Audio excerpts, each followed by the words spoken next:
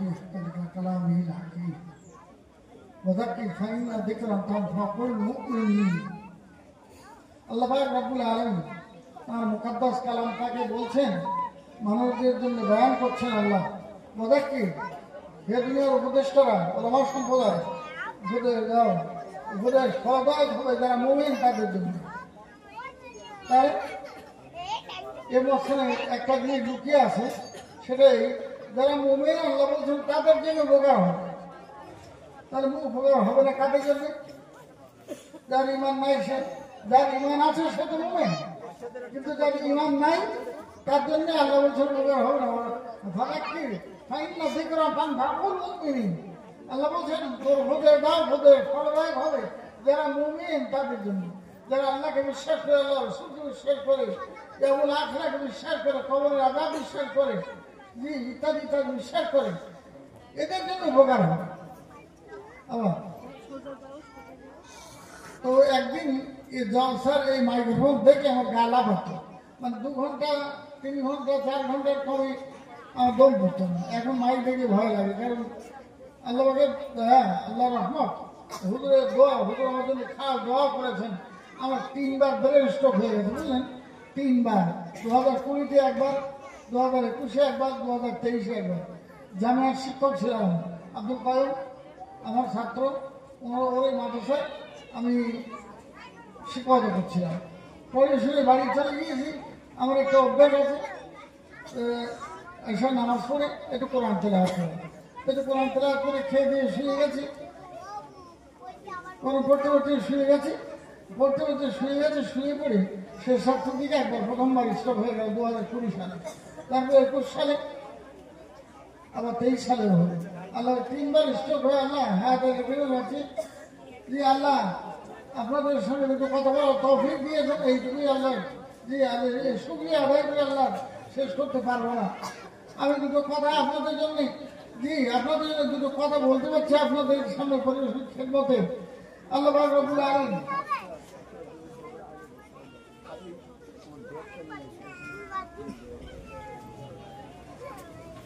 তো আল্লাহ পাকের রহমত, আমি আল্লাহর শুকরিয়া আদায় করছি যে আল্লাহ রাব্বুল আলামিন আপনাদের মতো জ্ঞানী গুণী মানুষদের সামনে দুটো কোরআন হাদিসের কথা বলার তৌফিক দিয়েছেন, হায়াত দিয়ে বাঁচিয়ে দুটো কথা বলার তৌফিক দিয়েছেন। তাই আল্লাহর দরবারে শুকরিয়া আদায় করে আলহামদুলিল্লাহ, আলহামদুলিল্লাহ, আল্লাহ লাকা শুকর, লাকা হামদ, আলহামদুলিল্লাহ, আলহামদুলিল্লাহ। এই আল্লাহ রাব্বুল আলামিন রব্বি ইশরাহ লি সাদরি ওয়া ইয়াসসির লি আমরি واحلل عقدة من لساني يفقهوا قولي। যাই হোক, কাজ করার মতো মানসিকতা ছাড়া হুজুরের নির্দেশ, হুজুর ডেকেছেন দুটো কথা বলার জন্য। হুজুরের আমাদের শাইখ যে হুজুর ডেকেছেন এই দুটো কথা বলার জন্য এই পর্যন্ত এসেছি। আল্লাহ ভাগে দোয়া হলে দুটো কথা মুখ দিয়ে আল্লাহ যদি বার করে দেন, দুটো কথা। আজকের মজলিসটা বিশেষ করে মেয়েদের মজলিস। আমরা বসেছি, তাহলে এমন কথা বলতে হবে, হুজুর ডেকেছেন মেয়েদের বায়াত হবে, তাদের বায়াতের মজলিস ছিল। তো সেই সঙ্গে আমরা যখন বসেছি, তাহলে এমন ওয়াজ করতে হবে, এমন কিছু হুজুর দিতে হবে যা নারীদেরও কাজে লাগে, পুরুষদেরও কাজে লাগে, উভয় সকলের কাজে লাগে।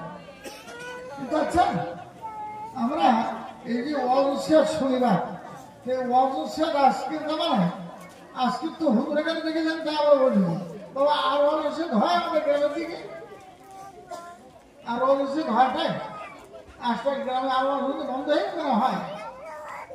আচ্ছা, আগেকার জামানায় ওয়াজ পরিমাণ বেশি ছিল না এখন ওয়াজ পরিমাণ বেশি?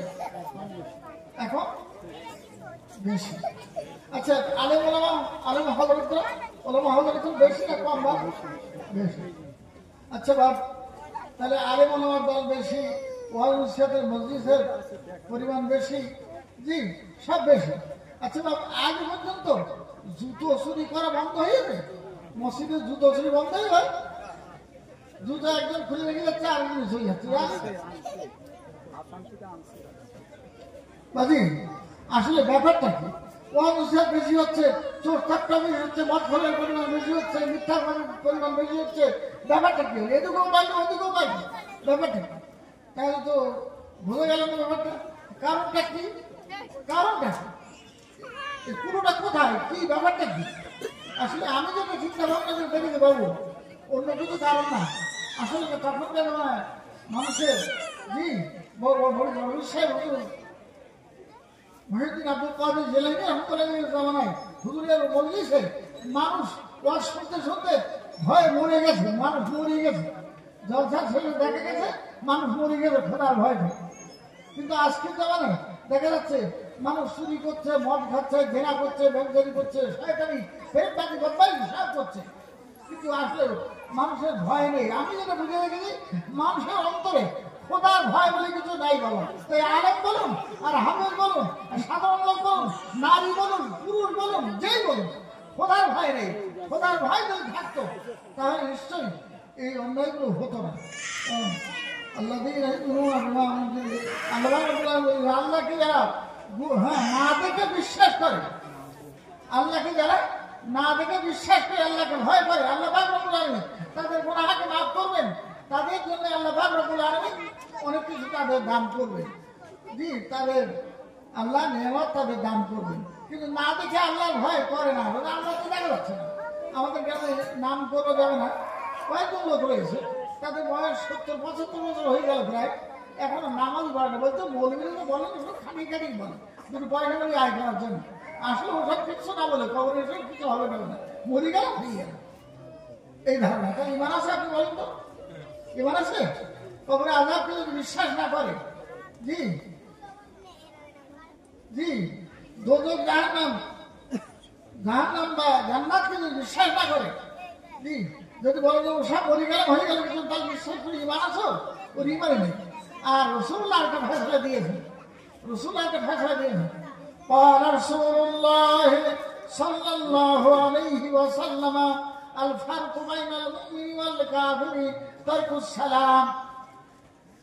রাসূলুল্লাহ বলছেন, ও পৃথিবীর মানুষেরা শুনে নাও, পার্থক্য মুমিন আর কাফেরের মধ্যে একটা পার্থক্য, অন্য কিছু নয়।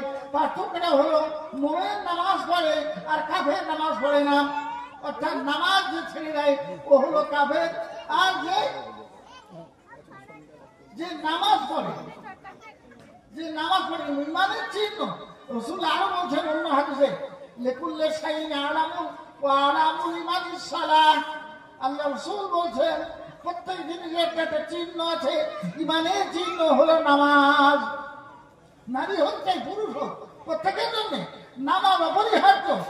জি, নামাজ পড়তেই হবে, নামাজ ফরজ। আর নামাজ হচ্ছে ইমানের চিহ্ন। তোমার যে ইমান আছে তার চিহ্ন হলো তুমি নামাজ পড়ছো। নামাজ পড়াটা আমি ইমানের প্রমাণ, চিহ্ন। আজকের জামানায় দেখেছে আমার সমাজের বুকে দেখা যায় অগণিত মানুষ এখনো বেনামাজি রয়েছে। জি, নারীদের মজলিস, একটা কথা নারীদের সম্পর্কে ছোট্ট করে একটা কথা বলি। রাসূল পাক সরকারে দো আলমের জামানায় হুজুরের দরবার শরীফে, জি, হুজুরের দরবারে আম্মা আয়েশা সিদ্দিকা রাদিয়াল্লাহু আনহা আছেন, আমার রানা বসে আছেন। এমন সময় হযরত মাইমুনা রাদিয়াল্লাহু আনহা, রাসূলের স্ত্রী, আমাদের মুমিনদের মা, উনি এসেছেন। এখন মাইমুনা রাদিয়াল্লাহু আনহা একটু বেঁটে ছিলেন, একটু ভাট বেঁটে করেছিলেন। হযরত আমাদের আয়েশা রাদিয়াল্লাহু আনহা বলছেন, দেখে বলছে, রাসূলুল্লাহ মেয়ে ছেলেটা কে? বলছে, ও তোমার আর একটা বোন, ওটা আমার স্ত্রী মাইমুনা। আমাদের আয়েশা খাট করে একটা কথা বলে ফেলেছেন, আপনার স্ত্রী এত বেটি মানুষ। যেই কথা বলে রাসূলুল্লাহ সঙ্গে সঙ্গে ধমকানি বলে, আয়েশা খবরদার, এমন কথা বলবে না। শোনো, তুমি যে কথাটা বলেছো ওই কথাটা কেন যদি সমুদ্রের পানিতে মিশিয়ে দেওয়া হয়, গোটা সমুদ্রের পানি সব ব্যবহার অযোগ্য হয়ে যাবে, বন্ধ হয়ে যাবে, দুর্গন্ধ হয়ে যাবে। কি এমন বলেছে বাবা? এইটুকু তো বলেছ যে পানি এইটুকু এত বেটি মানুষ, এইটুকু তো কথা। আর বাবা, আজকের জামানায় নারী পুরুষ নির্বিশেষে একে অপরের কথা, জি, সমালোচনা। বাবা, চায়ের দোকানে তো উপায় নেই, চায়ের দোকান তো সর্বনাশের জায়গা, কত লোকের কত কথা ওখানে হয়, তার কোনো ঠিক নেই। এই জন্য রাসূলুল্লাহ বলেছেন যে পৃথিবীর মধ্যে সবচেয়ে ভালো জায়গা হচ্ছে মসজিদ এবং মাদ্রাসা, আর সবচেয়ে নোংরা জঘন্য জায়গা হচ্ছে চায়ের দোকান বা বাজার। বাজার হচ্ছে নোংরা জায়গা। বাজার থেকে খরচ করা উচিত, বাজারে বেশি যাওয়া ভালো না। বাবা আমি যতটুকু পারি আমল করতে, ছোটখাটো জিনিস আমি বলছি। আমি কখনো আমার জীবনে ওই চায়ের দোকানে যে চা খাই না, আমার অভ্যেস। মানুষকে আপনাদের বলবো, তো আমি যদি না করি তাহলে আপনাকে বলবো কোন হিসাবে? বাবা আমি চায়ের দোকানে খাই না। আমার স্ত্রী সন্ধ্যেবেলাতে একটু চা করে দেয়, ওইটুকুনি আমি বাড়িতে বসে খাই, কোনো চা না। কত মানুষ আছে আমার চেয়ে আরো পরহেজ করা মানুষ, জি, যারা অনেক বেশি বড় বড় পরহেজ করে। আমরা তো কিছুই করতে পারি না বাবা। তো এতটুকু করো। হ্যাঁ জি, আমার মায়ের একটু আগে আমি নামাজ পড়ছিলাম, আমি শুনলে মহিলাদের মজলিস শুধু ডেকে দেন, সমস্ত মা বোনদের দাওয়াত দিয়েছেন বেয়াত হওয়ার জন্য। জি, একটু একটু আওয়াজ শুনছিলাম বাবা, এই আওয়াজ শোনাটাও ঠিক হয়নি। তার মানে এবং বুখারী বর্ণনা করেছেন, এই কথা বলা মানুষের চোখের দেনা আছে, নাকের দেনা আছে, কানের দেনা আছে, কথাবার্তা এরা তামিজ করে কথাবার্তা বলতে হবে, যেন আপনি ওখানে যারা মা বোনের বসে আছেন আপনার কথা এ পর্যন্ত না পৌঁছায়, এটাও একটা আমার অবশ্যই। জি, অতএব খুব লক্ষ্য করে কাজ করতে হবে, যেন আমাদের মজলিস বরকতপূর্ণ হয় সর্বদিক দিয়ে। আমরা যেন আমল শিখে যেতে পারি বাবা। আমি নামাজ পড়ি অনেকে, হ্যাঁ, আমাদের একজন হাজি সাহেব মসজিদে বসে তাসওয়াব পড়তে গিয়ে তাসওয়াব পড়ছে, সবসময় আঙুল করতেছে। জি, আঙুল করছে, কোন সময় আঙুলটাকে নামাজ পড়তে গিয়ে ওই তাসওয়াব করতে হয়। জি, আমরা আত্মাহিয়াত বলি, তাসওয়াব নামটা জানি না, অনেকে বলে আত্মাহিয়াত, ওইটাকে তাসাহুদ বলে। তাসাহুদে কোন জায়গাটায় আঙুল উঁচু করতে হয় আর কোন জায়গাটা ফেলতে হয় নামাজ পড়ে বাবা, কিন্তু ওটাও খবর রাখে না। ওটা যদি উল্টো পাল্টা হয়ে যায় তাহলে লাভের বদলে ক্ষতি হয়ে যাবে, কিন্তু এটাও মনে রাখতে হবে। জি, আপনি বলবেন আঙুলটা উঠাবেন ওই সময়, আর শাহাদু আল্লাহ নফিতে আঙুল উঠাতে হবে আর ইসফাতে আঙুল নামাতে হবে। আর শাহাদু আল্লাহ ইলাহা ইল্লাল্লাহ, ইল্লাল্লাহতে আঙুলটা নিয়ে যাবে, মনে রাখবেন। আর শাহাদু আল্লাহ যেই মাত্র বলবেন আঙুলটা উঠে যাবে, কেতাবে তাই আছে, লেখা আছে নফিতে আঙুলটা উঠবে আর ইসফাতে নামবে, মানে লা ইলাহা ইল্লাল্লাহ। জি, একটা মানুষ যদি সত্যিকারে নামাজের সমস্ত নিয়ম কানুন মেনে, সুন্নাত মেনে নামাজ পড়ে, আমি মনে করি এবং সত্যকারী তাই যে একটা মানুষের সারা জীবনের গোনা সগীরা নয় কবিরা গোনা পর্যন্ত আল্লাহ সব মাফ করে দেবেন। সুবহানাল্লাহ, সুবহানাল্লাহ, যদি প্রকৃত নামাজ পড়ে। কারণ দোয়া মাসুরা বলে একটা দোয়া আছে, জি, তার সাথে সেই ভাগে যেটা পড়তে হয় বাবা, এটার যা মানে মতলব তাতে বলে সত্যিকার তাই সম্ভব যে হ্যাঁ আল্লাহ যদি দয়া করে মাফ করে দেন তাহলে তার তামাম জিন্দগি সমস্ত কবিরা গোনাগুলো আল্লাহ মাফ করে দেবেন। সুবহানাল্লাহ, সুবহানাল্লাহ, যদি নামাজ নামাজের মতো হয়। আর যদি নামাজের মতো না হয় তাহলে তো অবস্থা খারাপ, নারী হোক আর পুরুষ হোক। হ্যাঁ, তো বলছিলাম যে কথা, নারী এবং পুরুষের দেখেন মানুষ নামাজ পড়ে, ও কিসের লোভে পড়ে বলুন তো? নামাজ পড়ে, দান করে, এটা করে, ওটা করে, কিসের লোভে করে? কিসের লোভ বলেন তো? মারবে না, কেউ বেশিক্ষণ বলবে না। হ্যাঁ, জান্নাতের লোভে। শুনবেন, নামাজ পড়া, রোজা রাখা, ইবাদত বন্দী করে, কিন্তু শুধু জান্নাতের লোভে নয়, এটা উচিত নয়। কিন্তু একটাই মাত্র উদ্দেশ্য হবে, সেটা হচ্ছে আল্লাহর রেজামন্দি হাসিল করা, আল্লাহকে সন্তুষ্ট করা। একদিন মা রাবিয়া বাসারি যে নারীদেরকে ডেকেছেন হুজুর বায়াতের জন্য, তিনি একজন বিশ্ববিখ্যাত আল্লাহর ওলিমা ছিলেন। তিনি কি করছেন, এক হাতে একটা মশাল আর এক লোটা পানি, এক লোটা পানি এক হাতে, আর এক হাতে একটা মশাল আগুন ধরাই নিয়ে দৌড়চ্ছে। তো লোকেরা জিজ্ঞাসা, মা রাবিয়া তুমি তো এরকম চলো না, মা এত ধরে দ্রুত তুমি কোথায় যাচ্ছ? বলছে ওই যাচ্ছি একটা কাজ, বলছে কি মা কোথায় যাচ্ছে? তো বলছে আল্লাহর এই জাহান্নামটা এই পানি নিয়ে যাচ্ছে, নিবিয়ে দেবো, আর মশাল নিয়ে যাচ্ছে জান্নাতটা পুড়িয়ে জ্বালিয়ে ভরসা করে দেবো। মানুষ যে বাধা বান্ধি করে ওই জান্নাত আর জাহান্নামের লোভে, দেখি জান্নাতের জাহান্নাম কোথায় থাকে পুড়িয়ে জ্বালিয়ে শেষ করে দেবো, দেখি কিসের লোভে আল্লাহকে বাধা করে। মা রাবিয়া বাসারি যিনি, জি, হাসান বাসারির সঙ্গে, জি, এই মানে নিজের এ করতেন, পাল্লাবাজি করতেন কামালিয়াতের ব্যাপারে। মানে হযরত হাসান বাসারি সমুদ্রের পানি করে জানাজ বিছিয়ে দিয়ে ফেল দিয়ে তারপরে নামাজ পড়ছেন। মা রাবিয়া কি করলেন, পাল্লাবাজিকে কেন ভাবতে দেখেন, শূন্যে নামাজের পাটিটা উড়িয়ে দিয়ে শূন্যে ভাসছে, মা রাবিয়া ওর উপর বসে নামাজ পড়ছে। চিন্তা করতে পারছেন?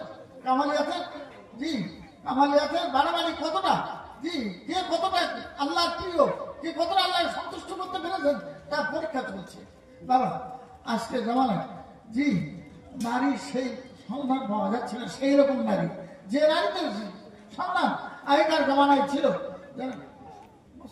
আল্লাহ জি ওলি ছিলেন যারা যারা হুজুর সেই উদ্দেশ্যেই ডেকেছেন এই মহিলা মায়েরা আমল করুন, তবে আমল করার আগে সর্বপ্রথমে আমলটা ফরজ আমলটা কি এটা দেখতে হবে, নইলে কিন্তু সব গাড়ি ওখানে যাবে। আমল ফরজ কোনটা, নফল কোনটা, কোনটা ওয়াজিব, কোনটা সুন্নাত, এটাকে মানতে হবে। আমার মায়েদের আগে দরকার তার স্বামীর খেদমতটা আগে করা, ওইটা ফরজ। আল্লাহর হুকুম যেমন নামাজ পড়া ফরজ, স্বামীর হুকুম মানা ওরকম ফরজ। স্বামী নির্দেশ মানে নফল রোজা পর্যন্ত রাখতে গেলে স্বামীর অনুমতি নিয়ে নফল রোজাটা রাখতে হবে। আসে নফল আমল ইবাদত করতে গেলে এটা শরীয়তে মাসলার কথা বলছি জি। তো আমি বলছি যে মায়েদের এটাকে লক্ষ্য করতে হবে, এটাকে লক্ষ্য করতে হবে জি আমি কি কাজ করছি, কি করছি, কোনটা করছি, এই কাজটা আমার জন্য লাভজনক হবে না লোকসান হবে, কোন কাজটা কোন লাভ কথাটা কি হবে এটা বুঝতে হবে। যেমন আল্লাহর হুকুম মানা ফরজ, স্বামীর হুকুম মানাও ওইরকম ফরজ ওয়াজিব জি। হ্যাঁ সরকারের দ্বারা সিরিয়ার পথ ধরে এক জায়গায় যাচ্ছেন আল্লাহর হাবিব হেদায়েতের উদ্দেশ্যে যাচ্ছেন।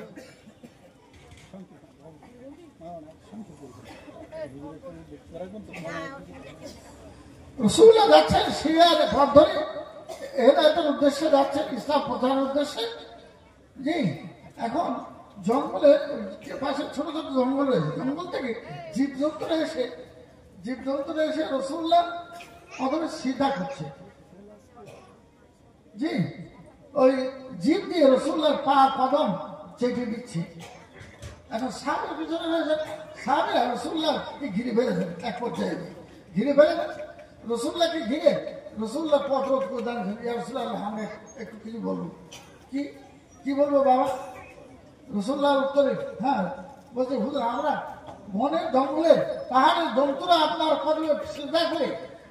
কদমে সিজদা করে তাদের পশু জীবনকে ধন্য করে নিল, আপনি যদি একটু হুকুম দেন তাহলে আপনার পায়ে আমরা একটু সিজদা করে আমাদের মানুষ জীবনকে আমরা ধন্য করে নেব। রাসূলুল্লাহ বললেন খবরদার শোনো, পৃথিবীর বুকে আল্লাহ ছাড়া কারোর জন্য সিজদা নয়। যদি শরীয়তে জায়েজ থাকতো তা আমি বলে দিতাম পৃথিবীর মানুষদের যে হে জগতের নারী পুরুষ নির্বিশেষে তোমরা তোমাদের বাপ মাকে সিজদা করো, আর পুরো জগতের নারীরা তোমরা তোমাদের স্বামীকে সিজদা করো। যদি সিজদার হুকুম আল্লাহ বাদে আর কাউকে সিজদার হুকুম থাকতো তাহলে এই হুকুমটা আমি করতাম, কিন্তু যেহেতু তার হুকুম নাই সিজদা করার, সিজদা শুধুমাত্র আল্লাহর জন্যই হবে। তাহলে বোঝা গেল দাঁড়ায় যে আল্লাহ পাক রব্বুল আলামিনের পরে সিজদার স্থান স্বামীর আর সন্তানের জন্য তার মা বাপ, অর্থাৎ এই পর্যায়ে লক্ষ্য রাখতে হবে জি। আমরা তো আসলে এক জায়গায় কয়েকজন নারী পুরুষ বসে তো সর্বনেশ শুধু মায়ের ভাষা করে না, পুরুষরা ভাষা করে জি জি। এর কথা ওরে লাগানো, ওর কথা ওরে লাগানো, রাসূলুল্লাহ বয়ান করেছেন সম্পর্কে।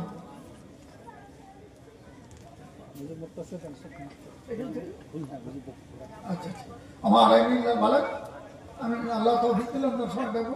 আমি আলোচনা এখানে শেষ করছি, কিছু বলবো।